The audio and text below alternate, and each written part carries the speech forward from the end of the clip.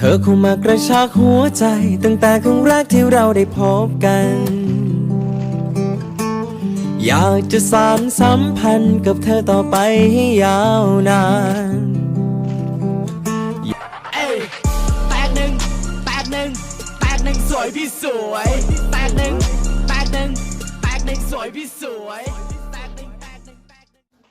สบายดีทุกคนนะฮะเห็นวะเห็นอีกระต่ายน้อยนี่วะมาหมด4-1แต่มาเจอแล้วน่าจะมาคนเดียวนั่นมันแหละทำอีกกับกาว่าจะเอาให้ตายเลยฉันบอกแต่ว่าเห็นหน้าสวยๆที่ก็เลยไม่อยากฆ่านะ ตามมาที่รักตามมา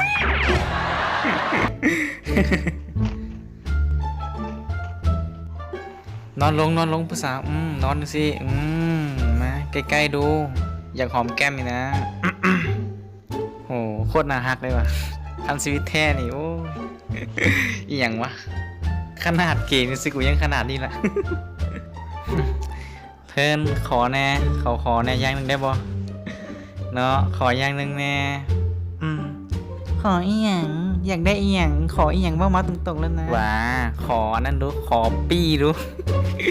ขอปี้ดูปี้ได้บ่ ปี้แม่นอีหยังวะเฮ้ย นอนลงแม่อย่าดื้อเอาตั้งดื้อได้เอาเดี๋ยวตบหัวซะบ่ตบได้สิตบหัวนี่จีเอ็มน่ะเทสท่าตบหัวได้นอนลงอย่าดื้อ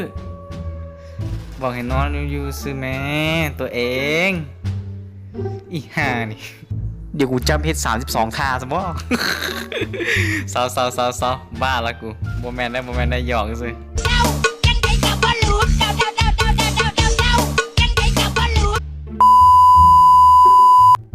เพิ่นเป็นอีหยังนะสิได้เป็นหยังกับปกตินี่แหละเพิ่นเดเป็นหยังเป็นแฟนได้บ่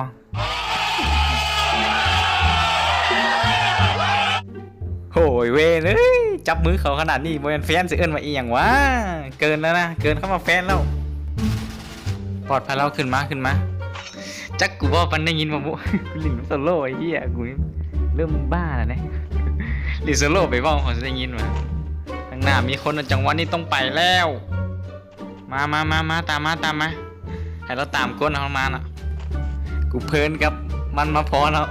ได้เวลาบวกแล้วขอจักคิวกันจ้ากันนี่มันเกมยิงกันเว้นเกมอีหยังนี่ซ่าน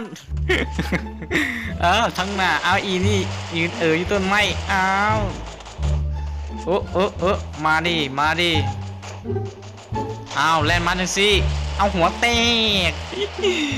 ซ้ำศพเลยจังหวะนี้ล่วงไปหนึ่งนี่เฮ้ยมันขี่รถมาเอาอีก โอ้ไอ้เหี้ยกูนี่ขึ้นเลยเฮ้ยขึ้นเลยกูของขึ้นแล้วไอ้เหี้ยมึงกล้าได้ยังไงวะฮะไอ้ก้ามึงกล้าได้ยังไงล้มไปหนึ่งจังหวะนี้เอ้ามึงกูตายโอ้ยมันไส้แบบโอ้ไอ้ผมสุกมันหมูมันมาเฮ้ยกับระเบิดวางไว้ก่อนมันเข้ามา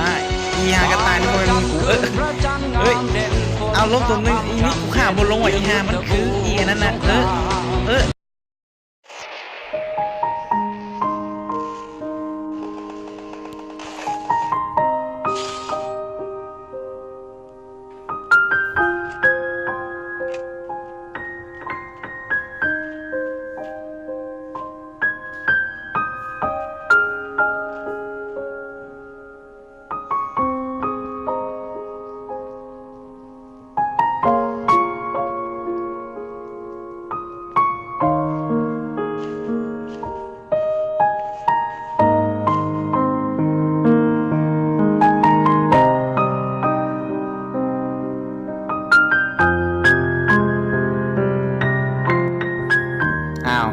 ยังอีกยังบ่ห้ามกูอีก